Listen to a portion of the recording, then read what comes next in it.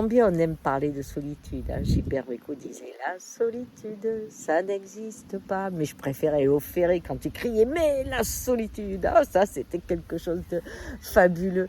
Et puis Robin Williams qui disait rien de pire que de se sentir seul au milieu des autres. La solitude, oui, la solitude. Qu'est-ce qui amène à la solitude? Il y a 2 facteurs, la peur des autres ou le regard des autres. C'est pareil, vous allez me dire non. La peur des autres fait que petit à petit, celui-là, je veux pas qu'il m'influence, celui-là, je veux pas qu'il prenne du pouvoir sur moi, celui-là, je veux pas l'aimer parce qu'il va mourir, celui-là, je veux pas. Enfin bref, je me protège, je me protège. La peur des autres, eh bien, fait qu'à un moment donné, je suis bien protégée, je suis tout seul.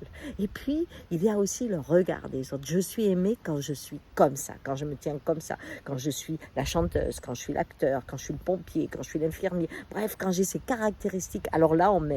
Mais quand je deviens celui qui est fragile ou celui qui demande ou celui qui a besoin, alors là, on ne veut pas le voir. Donc, mon personnage est nourri dans le regard des autres et une part de moi ne peut jamais s'exprimer. C'est là où réside la solitude. Voyez-vous, la solitude, c'est vraiment cette pyramide qui existe en nous où on a le droit que de 1, 2 ou 3 personnages en expression et que tous les autres possibles sont maltraités. Et la voix de l'Indien, comme je l'appelle, c'est au contraire la richesse du cercle. Je suis différent selon l'environnement, selon les personnes et c'est pas grave. Je suis multiple et je rencontre mon unité ainsi.